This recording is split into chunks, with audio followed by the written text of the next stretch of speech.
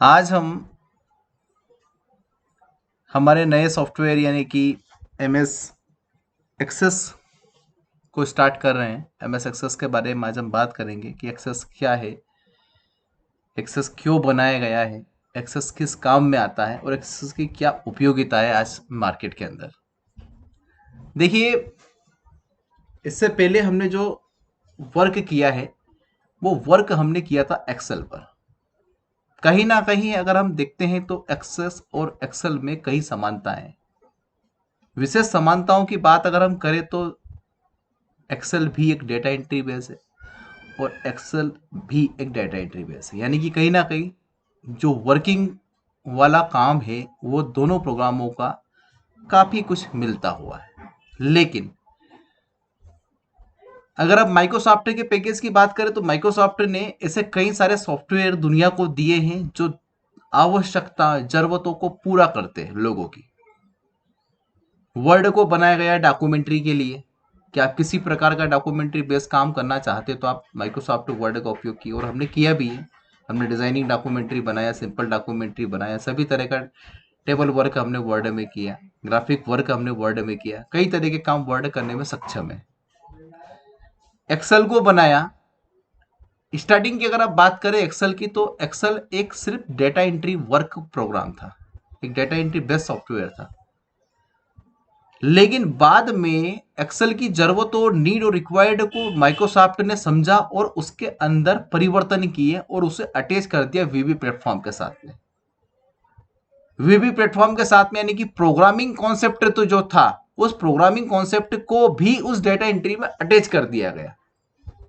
तो आज के समय में हम कह सकते हैं कि एक पीसी बेस्ड एप्लीकेशन, एक मैनेजमेंट सॉफ्टवेयर जैसी चीजें हम एक्सेल के अंदर भी क्रिएट कर सकते, बना सकते हैं, क्योंकि वीबी प्लेटफॉर्म हमारे साथ में। वीबी का जो वर्किंग परफॉर्मेंस है वो एक्सेल के साथ में काम करता है, इसलिए एक्सेल और ज्यादा पावरफुल हो गया, जिसे हम आज के टाइम में कहते हैं एक्सेल एडवांस। एडवांस का मतलब ही होता है कि वीबी के जो टूल्स होती है, फैसिलिटीज होती है, कंडीशंस होती है, वो एक्सेल में कहीं ना कहीं हमें पूरी तरीके से मिलती है। प्रोग्रामिंग कॉन्सेप्ट हमें करने और देखने को मिलता है। इसी प्रकार से अगर हम एक्सेस की बात करें तो एक्सेस क्या है। एक्सेस के बारे में आपको दो शब्द मिल सकते हैं। एक शब्द तो होता है यहाँ पे डीबीएमएस और एक होता है RDBMS, data base management system. ये डीबीएमएस का फुल फॉर्म होता है। अब डेटा बेस मैनेजमेंट सिस्टम क्या है? देखिए, डेटा कई रूपों में कई प्रकार में हो सकता है, और डेटा बेस की अगर आप बात करें, डीबीएमएस लिखा है तो डेटा बेस हो गया। अब डेटा बेस शब्द जो होता है वो किसी एक आंकड़े की बात नहीं करता है, एक रिकॉर्ड की बात नहीं करता है। हजारों सैकड़ों लाखों रिकॉर्ड्स जो होते हैं वो डेटाबेस को निर्माण करते हैं। और आज के समय में किसी भी संस्थान, प्रतिष्ठान, फर्म, कंपनी, यूनिवर्सिटी, इंस्टीट्यूशन, सभी के लिए अपना डेटा सबसे ज्यादा महत्वपूर्ण विषय होता है, यानी कि डेटा को बनाना, डेटा को इकट्ठा करना, डेटा पे वर्क करना, डेटा को ही मैनेज करना सबसे बड़ा वर्क है। ऑपरेटिंग है क्या? ऑपरेटिंग डेटा को मैनेज करने का ही तो एक टूल होता है, चाहे वो किसी भी रूप में करे, चाहे हम उसको टेली में करें, चाहे हम उसको एक्सेल में करें, चाहे हम एक्सेस में करें, किसी भी रूप में करें, डेटा को मैनेज करने की तो बात होती है, रिकॉर्डों को संग्रहित करने की तो बात होती है। और वो काम एक्सेस बहुत बड़े स्तर से कर सकता है। एक्सेस में सी खूबियां हैं।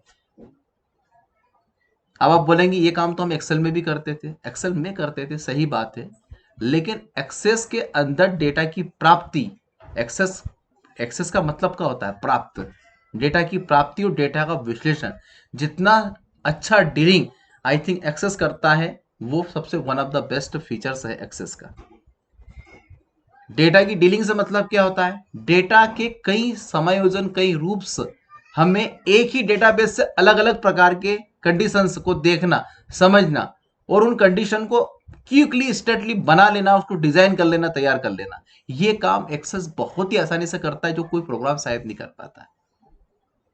भले एक्सेल और एक्सेस कहीं ना कहीं समतुल्य हो सकते हैं, आगे पीछे भी हो सकते हैं, लेकिन अपनी फील्ड में दोनों माहिर हैं, अपने वर्किंग में दोनों अलग अलग तरह का परफॉर्मेंस देते हैं। तो हम कह सकते हैं कि एक्सेस एक तरह का डीबीएमएस है, डेटाबेस मैनेजमेंट सिस्टम। अब किसी भी संस्थान, प्रतिष्ठान के लिए डेटा महत्वपूर्ण होता है, और वही डेटा का मैनिपुलेटिव उपयोग कैसे आप कितने रूपों में अलग अलग प्रकार से कर सकते हैं वो काम करता है। अब इसमें एक शब्द और जुड़ा है, उसका दूसरा पार्ट है, वो होता है आरडीबीएमएस। आरडीबीएमएस का मतलब होता है रिलेशनल डेटाबेस मैनेजमेंट सिस्टम, यानी कि किसी भी अपने डेटा को किसी अन्य डेटा से रिलेशनल रूप से स्थापित कर लेना, उससे संबंध जोड़ लेना, लिंक कर लेना, ये काम भी एक्सेस बहुत ज्यादा आसानी से और बहुत खूबी से कर लेता है, जो अन्य कोई प्रोग्राम शायद नहीं कर पाता है। रिलेशनल वर्क जो होता है कहीं ना कहीं एक्सेस के अंदर बहुत इजी तरीके से हम क्रिएट कर लेते हैं। और उसका सबसे बड़ा एडवांटेज क्या मिलता है कि हम एक डेटा को नहीं, एक साथ कई डेटा को विजिट कर लेते हैं, एक साथ कई डेटा को देख लेते हैं, समझ लेते हैं। जो सबसे बड़ी बचत होती है वो समय की बचत होती है। रिलेशनल डेटाबेस में आप समय का इतना ज्यादा शेयर कर लेते हैं कि कम समय में अधिक से अधिक वर्किंग परफॉर्मेंस को आप हैंडल कर लेते हैं, जो काम एक्सेस की सबसे बड़ी पावर आप मान के चलिए कि होती है। इसीलिए एक्सेस आज के टाइम में बहुत डिमांडेशन में है। बड़े बड़े फर्म और संस्थाएं अपना डेटा मैनेज करने के लिए एक्सेस का प्रयोग करते हैं। देखिए, हम कहते हैं कि भैया एक्सेस से भी कोई बड़ा सॉफ्टवेयर होता है कि एक्सेस सबसे बड़ा आई थिंक होते हैं एसक्यूएल। एसक्यूएल अगर हम बात करें तो एक्सेस से भी बड़ा एक सॉफ्टवेयर है, एक्सेस से भी बड़ा एक सर्वर क्यूरी लैंग्वेज जो कहते हैं हम, उससे भी बड़ा है। और इसके बाद एसक्यूएल का एक नया वर्जन आया, इसे कहते हैं माई एसक्यूएल, ये भी बहुत बड़ा है, वो भी एमएस का ही है, माइक्रोसॉफ्ट का ही बना हुआ है। रेलवे एसक्यूएल बेसिस पे काम करता है। अब एक एसक्यूएल उस टाइप का हुआ करता था कि ब्लैक विंडो में व्हाइट कलर के शब्द होते थे, वही डेटा को समझते थे और वही डेटा के अंदर हमें देखने को मिलता था। माई एसक्यूएल के अंदर ग्राफिक भी आ गया। बहुत सारी बैंक ऐसे होती है जो बैंक एसक्यूएल सर्वर का ही प्रयोग करके उसके अंदर ही काम करते हैं, क्यूरी लैंग्वेज वो एक तरह से। चाहे रेलवे हो गया, चाहे बैंकिंग हो गई, कहीं ना कहीं एक्सेस का एसक्यूएल का प्रयोग करते हैं अपने डेटा को मैनेज करने के लिए, क्योंकि वो सर्वर बेस्ड है। हालांकि एक्सेस के अंदर भी हम सर्वर बेस्ड काम कर सकते हैं, लेकिन हमारा संस्थान प्रतिष्ठान इतना बड़ा नहीं है, बैंक के जितना, रेलवे के जितना बड़ा नहीं है, तो उसके लिए एक्सेस हमारे लिए वन ऑफ द बेस्ट है। चाहे डेटा हजारों का हो या लाखों का हो, तो आसानी से भी एक्सेस उसे मैनेज कर सकता है, दे सकता है। तो दो मुख्य कार्य एक्सेस के, डीबीएमएस और आरडीबीएमएस, ये दोनों कार्य एक्सेस बहुत आसानी से करता है और इन्हीं कामों के लिए एक्सेस पॉपुलर है, एक्सेस वर्किंग में है। चलिए एक्सेस को ओपन करते हैं। एक्सेस 2013 के वर्जन से हम आप काम कर रहे हैं, यहाँ पे वर्क कर रहे हैं इसके, ठीक है। इसके और भी नए संस्करण मार्केट में भी है, 16 2016 भी है, 19 भी है, 21 भी अभी रिलीज किया माइक्रोसॉफ्ट ने। सभी संस्करण अभी अवेलेबल है। आप जितने भी अपडेट वर्जन से पे काम करेंगे, स्वाभाविक सी बात है कि आपको ज़्यादा अच्छे एडवांस फीचर्स उसके अंदर नजर आएंगे, ज़्यादा अच्छी कंडीशंस आपको नजर आएंगी। बट ये नहीं है कि अगर आपने 13 में काम कर लिया तो आप 16 में या 19 में या 21 में आपको काम करने में प्रॉब्लम हो सकती है। ये अपने दिमाग से हटा दीजिए। आप किसी भी वर्जन पे काम करिए, बेस सभी के कहीं ना कहीं एक जैसे, बेस में कोई बहुत परिवर्तन नहीं होता है। आपको काम करना अगर 13 में भी 2013 में भी अच्छे से अगर आपको काम करना आता है, तो आप किसी भी वर्जन में चले जाइए, आपको सब जगह परफॉर्मेंस अच्छा ही मिलने वाला। बस फीचर्स एडवांस होने के कारण आप और इजी तरीके से उस पर काम कर पाएंगे। जैसे हम एक्सेस ओपन करते हैं, सबसे पहले हमें ये टेम्पलेट विंडो नजर आती है। इस टेम्पलेट विंडो के अंदर दो ऑप्शन हमें दिखाई दे रहे हैं। अगर आप ऑन नेट रहते हैं, अगर नेट यहाँ पे एक्सेस होता, नेट चालू होता, तो यहाँ पे और भी सारे टेम्पलेट हमें नजर आ सकते थे। सबसे पहला आता है ब्लिंक डेटाबेस और एक आता है कस्टम वेब। तो मैंने क्या बोला, एक्सेस के अंदर भी हम वेब सर्वर बना सकते हैं, वेब एप्लीकेशन जो है यहाँ पे डेवलप कर सकते हैं, यहाँ पे भी हम, ठीक है। और यहाँ पे भी हम ब्लिंक डेटाबेस भी बना सकते हैं। देखो डेटाबेस, अभी मैंने डीबीएमएस का बात करा, एक्सेस में डेटाबेस वर्क होता है। अब डेटाबेस वर्क जो होता है वो एक्सेस के अंतर्गत एक्सेस के सभी कामों को, परफॉर्मेंस को वर्किंग में लेके आता है। एक्सेल के अंदर हम थे तो क्या था, एक्सेल के अंदर हम एक बुक बनाते थे और उस बुक के अंदर हम कई सारी सीटें ले सकते थे। वर्ड में थे तो क्या होता था, हम एक डॉक्यूमेंट का निर्माण करते थे और उस डॉक्यूमेंट में कई सारे पेज हम ले सकते थे, होता था ऐसे ही। एक्सेल का परफॉर्मेंस अलग है, वर्ड का अलग है। एक्सेस में हम डेटाबेस बनाएंगे और इस डेटाबेस में हम कई तरह के टेबल या उस टेबल से कई तरह की डीलिंग। अब डीलिंग क्या है देखो, समझते हैं आगे। मान लीजिए हमने ब्लैंक डेटाबेस लिया, तो ब्लैंक डेटाबेस पे आप जैसे ही क्लिक करेंगे तो सबसे पहले आपके सामने जो बात आएगी वो बात क्या आएगी, डेटाबेस का नाम। एक्सेस आपसे कहता है कि आप अपने डेटाबेस को यहीं पे सेव करिए, यानी कि एक पार्टिकुलर नेम दीजिए उसका। उदाहरण के लिए आपने डायरेक्टली अगर क्रिएट कर भी दिया तो डेटाबेस 51 के नाम से जो फाइल है वो ऑटोमेटिक बन जाएगा। अगर आप पार्टिकुलर नेम देंगे, जैसे मान लीजिए कि हमने एक कंपनी ले लिया, जैसे कि हमने ले लिया टाटा कॉर्पोरेशन लिमिटेड,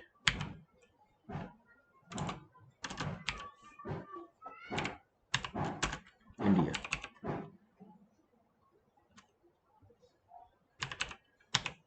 ठीक है, हमने क्रिएट कर लिया। यह हमारे डेटाबेस को हमने यहाँ पे एक नेम देके पार्टिकुलर क्रिएट कर लिया। जैसे ही एक्सेस के अंदर आप डेटाबेस का नेम देके क्रिएट पे क्लिक करेंगे, उसके बाद का इंटरफेस ये आएगा।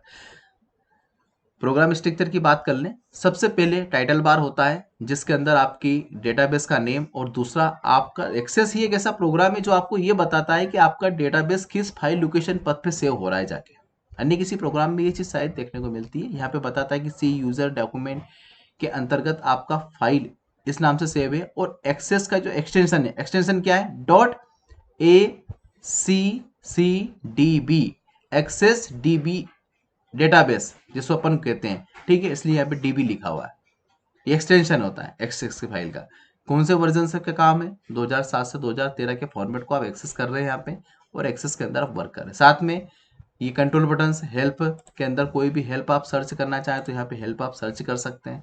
ठीक है, इसके बाद में मिनिमाइज मैक्सिमाइज क्लोज आप करना चाहें तो वो आप कर सकते हैं। ठीक है, ठीक उसके नीचे हम आएंगे तो यहाँ पे हमें सबसे पहले नजर आएगा फाइल मेन्यू, जो वर्ड और एक्सेल की तरह ही यहाँ पे दे रखा है, यानी कि इसमें भी डाउन लिस्ट ओपन होती है और वही बेसिक कमांड है जो कि सभी एमएस ऑफिस के प्रोग्रामों के अंतर्गत रहती है। साथ में इसके अंदर सभी मेन्यू के रिबन ऑप्शन नजर आएंगे। हर एक रिबन ऑप्शन के अंतर्गत अगर आप जाके देखें तो कैटेगरीज कमांडों को बांट रखा है, टेक्स्ट फॉर्मेटिंग अलग दे रखा है, फाइल अलग है तो रिकॉर्ड अलग है।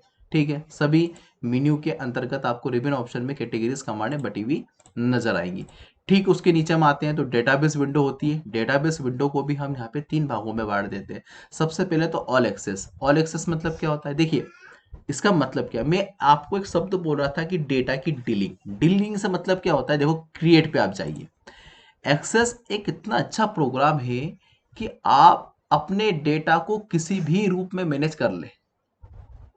एक्सेस बहुत आसानी से वो काम इजी तरीके से कर लेता है। जैसे कि आपने एक गांव का सर्वे किया, उस सर्वे के अंतर्गत आपने ये देखा कि कितनी महिलाएं, कितने पुरुष, कितने बच्चे, और उसमें भी ओबीसी, एसटी, एससी कितने अलग अलग हैं। ठीक है, साथ ही कितने ऐसे हैं जिनकी उम्र 25 से 40 वर्ष है, कितने ऐसे हैं जिनकी उम्र 18 से 25 के बीच में है, कितने नौजवान हैं, ठीक है, कितने वृद्ध हैं, वो स्थिति भी आपको। अब मान लीजिए कि कहीं ना कहीं गवर्नमेंट ने आपसे ये मांग लिया कि अरण्य कला या फिर कहीं का भी शहर सिटी हो, वहां में आप कितने लेडीसें हैं और उन लेडीजों के अंतर्गत कितनी ओबीसी में और कितनी एससी में, ये बताइए। तो डेटा बेस के अंदर से ये डिटेल्स नहीं, देखो रिकॉर्ड तैयार है, रिकॉर्ड बना हुआ भी, लेकिन रिकॉर्ड को उस कंडीशन पे छाटना है जिस कंडीशन पे गवर्नमेंट ने हमसे, जिस क्राइटेरिया पे हमसे बात कर रहे हैं, तो आई थिंक थोड़ा सा दिक्कत आ जाएगा, समय लग जाएगा। रिकॉर्ड भली बना बनाया, पर रिकॉर्ड को छाटने में, निकालने में हमें समय लगता है। लेकिन उसका पावरफुल ऑप्शन होता है क्यूरी।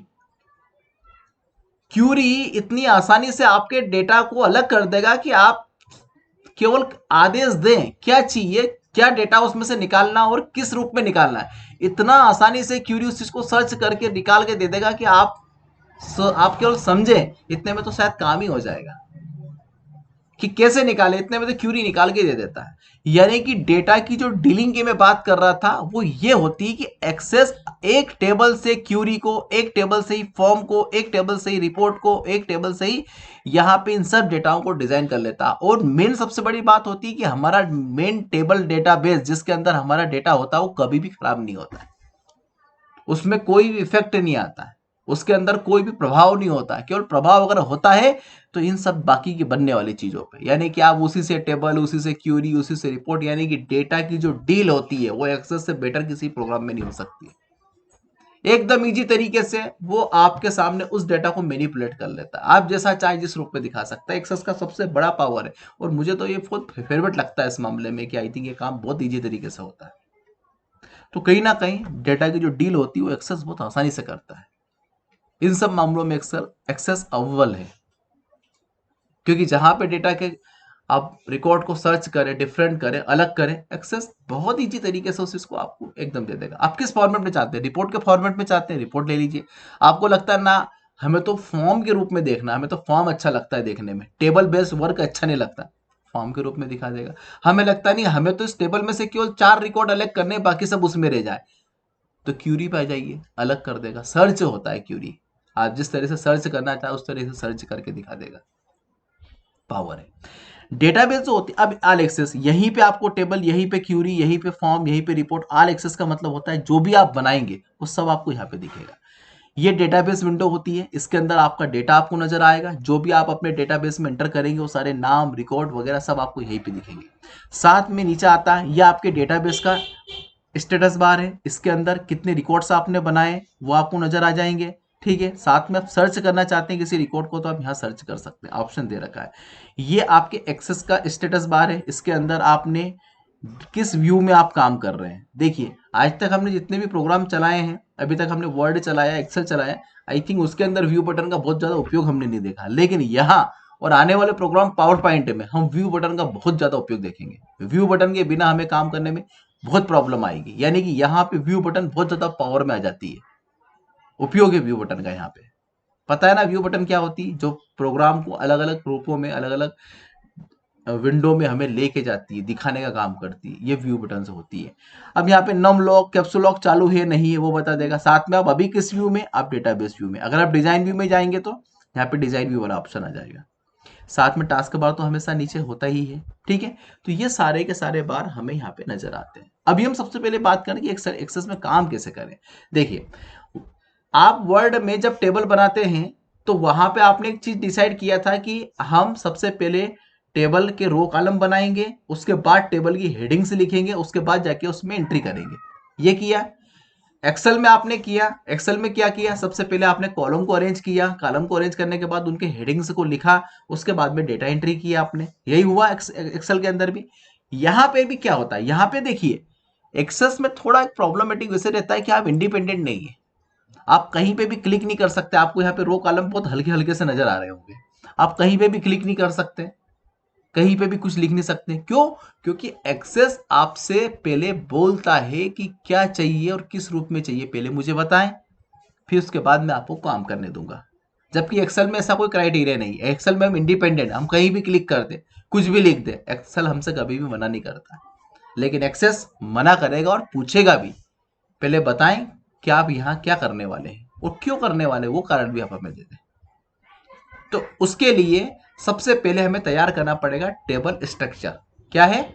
हालांकि स्ट्रक्चर हम सभी में तैयार करते हैं, लेकिन तैयार ना करें तो भी आप काम कर लेते थे पहले। कॉलम अरेंज ना करे तो भी आप एक्सेल में काम कर लेते थे, हेडिंग्स ना दे तो भी आप काम कर लेते थे। लेकिन एक्सेस में ऐसा नहीं होगा। एक्सेस में पहले आपको स्ट्रक्चर अनिवार्य रूप से डिजाइन करना ही होगा, तभी एक्सेस आपको आगे काम करने देगा, वरना एक्सेस में बाध्यता है, कुछ क्राइटेरिया कंडीशंस है जो आपको फॉलो करनी पड़ेगी। नियम होता है, सबसे पहले आप व्यू में जाएं।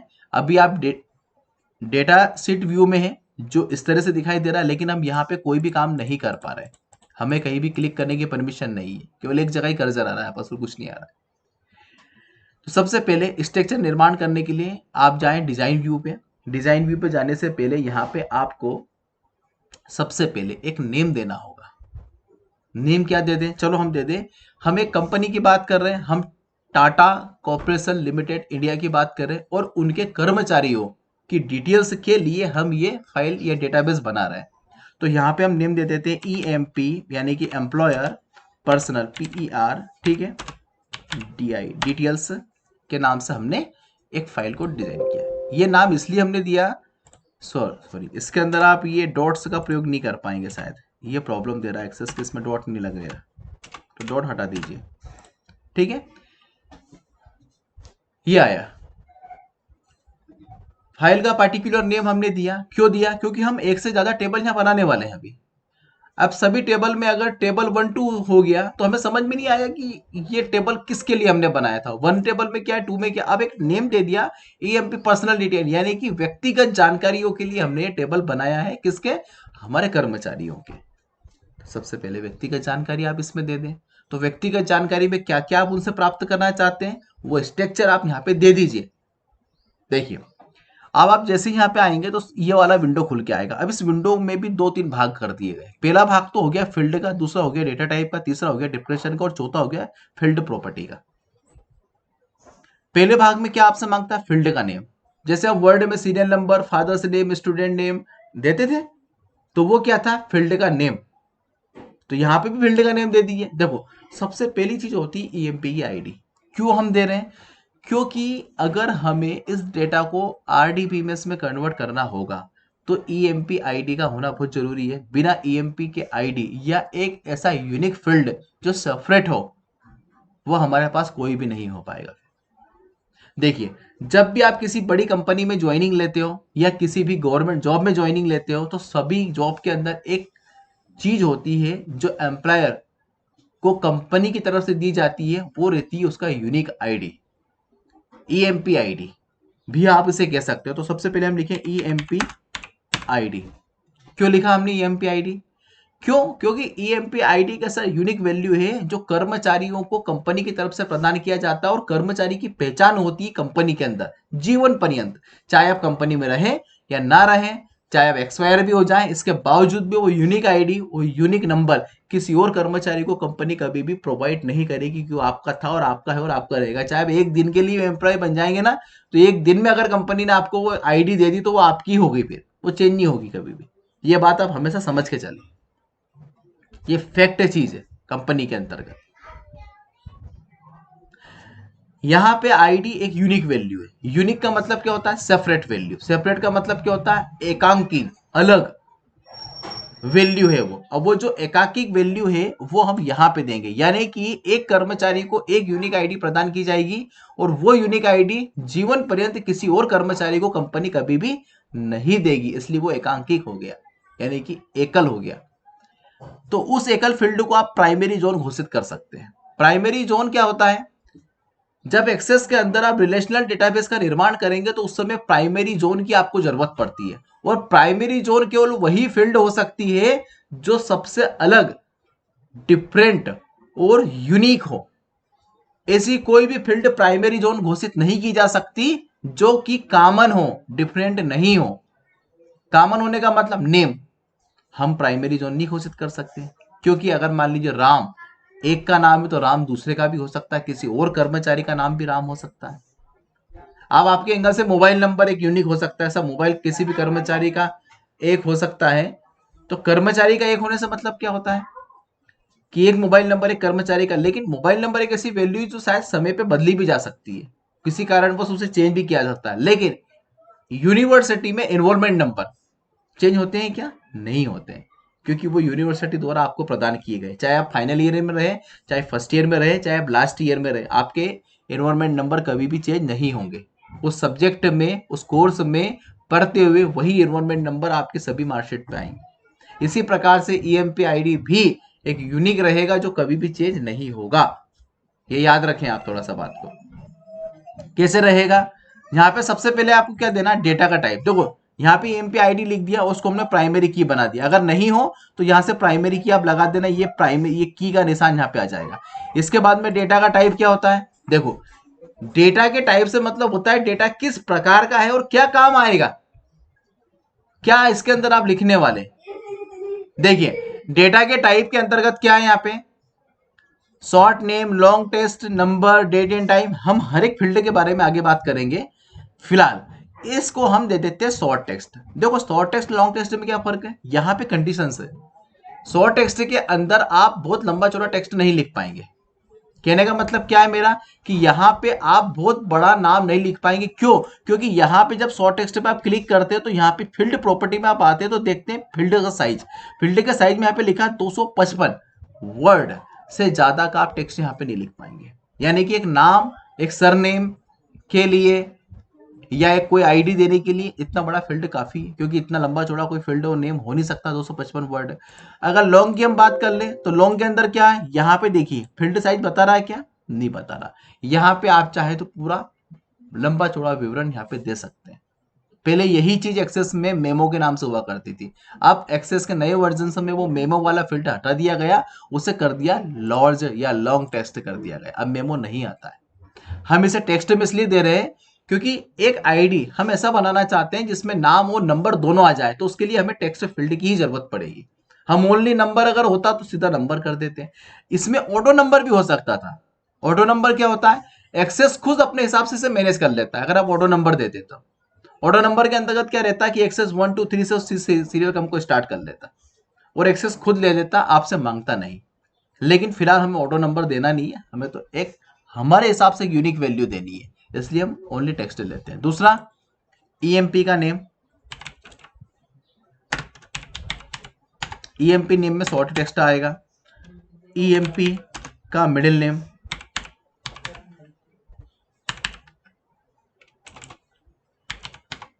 ये भी एक शॉर्ट टेक्स्ट आएगा।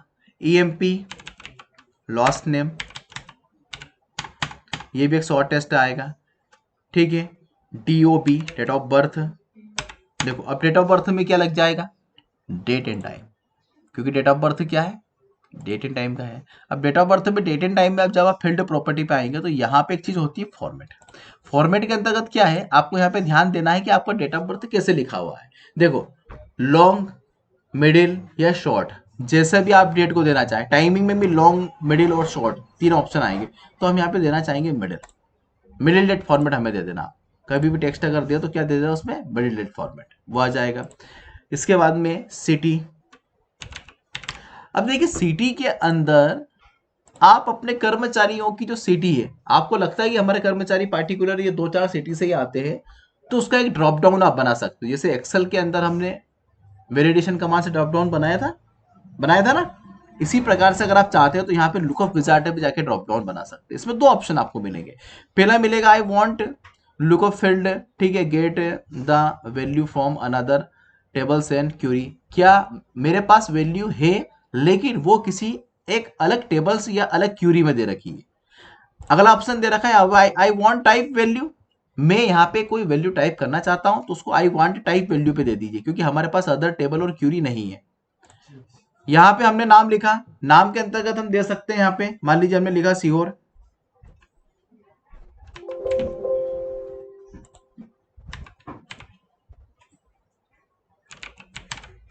सीहोर के बाद में मान लीजिए आपने लिखा भोपाल,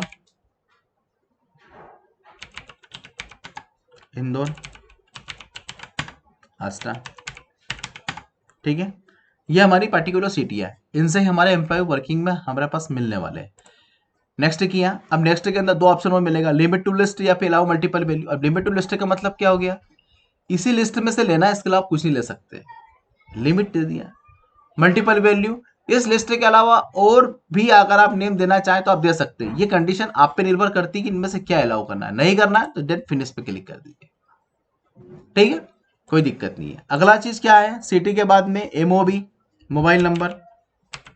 अब देखिए यहां पे मोबाइल नंबर में हम चाहें तो नंबर ले सकते हैं, लेकिन प्रॉब्लमेटिक विषय क्या आएगा, यहां पे आप जब जाइएगा तो यहां पे आपको एक चीज मिलने वाली है, इसमें ध्यान देने वाली बात है कि यहाँ पे कैप्शन मिलेगा आपको, इनपुट मार्क। इनपुट मार्क के अंदर जब आप इसे यस करेंगे तो यहाँ पे देखो मेरे पास थोड़ा सा कुछ प्रॉब्लम इशू हो रहा है, लेकिन शायद आपके सिस्टम में नहीं आए। आप जब इनपुट मार्क पे जाएंगे तो यहाँ पे आपके सामने एक ऑप्शन नजर आएगा, या ये बोल रहा है कि टेबल क्यूरी को आप सेव कर दिए। चलो एक बार हम सेव करके देख लेते हैं, फिर वापस से जाके हम डेटाबेस पे जाते हैं और इसको इनपुट मार्क दे के देखते हैं एक बार।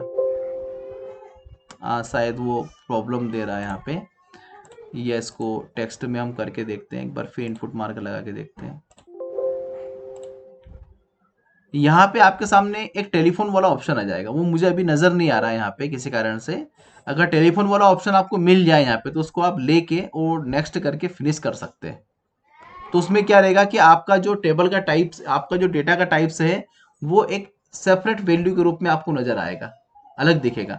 फिलहाल मैं टेक्स्ट वैल्यू रख रहा हूं, क्योंकि मैं अगर नंबर वैल्यू लूंगा तो प्रॉब्लम ये आएगी कि वो इतने नंबर इंटीजर में शायद प्रॉब्लम देगा टाइप करने में। तो फिलहाल टेक्स्ट वैल्यू में ही मोबाइल नंबर टाइप कर रहा हूँ।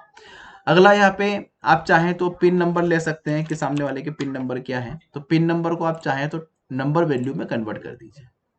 ठीक है, ये पार्टिकुलर एक फील्ड है, हम इनको बाद में इनके अंदर एंट्री करना चाहते हैं। यहाँ पे देखिए हमारा ये प्राइमरी की हट गया, तो इसे प्राइमरी जोन बना के वापस चलेंगे। आप याद रखना प्राइमरी की एक्टिव होना चाहिए। यहाँ से डेटाबेस पे चले जाए, इसे यस करें। अब आपसे पूछ रहा है वो डेटा टाइप करने के लिए। अब आप डेटा टाइप देखो, पहले हमें ये नजर नहीं आ रहा था, अब हमें पार्टिकुलर नजर आ रहा है। अब डेटा का टाइप कर सकते, जैसे हमने दे दिया BA, एक उदाहरण के लिए एक नंबर देते BA 7545, हमने एक नंबर दे दिया, एक इसे एक सीरीज मान लेते हैं और इसी सीरीज में हम आगे बढ़ेंगे। अब ठीक है, नाम दे दिया हमने राम, मिडिल नेम दे दिया कुमार, सरनेम दे दिया,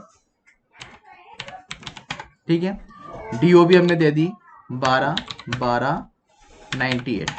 ठीक है, तो देखो 12/98 आ गया, क्योंकि हमने फॉर्मेट के लिया था मिडिल डेट फॉर्मेट। सिटी आपको टाइप करने की जरूरत नहीं है, आप इन्हीं में से जो लेना चाहो वो सिटी ले सकते हो। मोबाइल नंबर आप टाइप कर लीजिए यहाँ पे, जो भी सामने वाले के हों 10 अंक के। ठीक है, मोबाइल नंबर दे दिए, पिन कोड हमने यहाँ पे ये दे दिया। ठीक है, ये हमने पिन नंबर यहाँ पे टाइप कर दिया। ठीक है, इस टाइप से। अगले कोई कर्मचारी की डिटेल्स, अब देखो प्राइमरी वैल्यू जब आपने दिया है तो वापस से अगर आप गलती से भी BA 7545 अगर दे देंगे और नीचे अगर आ जाएंगे तो ये क्या बोलेगा आपसे, ये प्रॉब्लम दे देगा। क्या प्रॉब्लम है, ये प्राइमरी वैल्यू है और आप सेम प्राइमरी वैल्यू नहीं दे सकते। यानी कि अगर आपने BA 7545 ऊपर दे दिया है तो वो वापस से BA 7545 नहीं दे सकते, क्योंकि ये एक डुप्लीकेसी हो रही है और डुप्लीकेसी प्राइमरी में अलाउड नहीं होती। आप इस वैल्यू को सही करें, यानी कि यहाँ पे आप इस वैल्यू को 46 कर दें, उसके बाद आप काम करें, हम आपको कोई प्रॉब्लम नहीं देंगे। याद रखें, अगर प्राइमरी वैल्यू सेम हो गई तो एक्सेस आपको अलाउड नहीं करेगा काम करने के लिए। ठीक है, तो यहाँ पे आपको ऐसे कुल 5 या 10 कर्मचारियों का डेटा फिट करना है। ठीक है, इसके बाद हम एक्सेस में अगले वर्क के लिए आगे बढ़ेंगे कि हमें अगला क्या करना है। वापस हम एक अगला टेबल निर्माण करेंगे जिसमें हम अलग टाइप का डेटा इनका देंगे, फिर उन डेटा से क्यूरी, फॉर्म, रिपोर्ट हम अलग अलग प्रकार से तैयार करेंगे। ठीक है, तो आज के लिए इतना ही काफ़ी है, आप इतना वर्क करके देखिए, फिर नेक्स्ट लेसन में नेक्स्ट पार्ट में एक्सेल को हम आगे बढ़ाएंगे। Okay bye.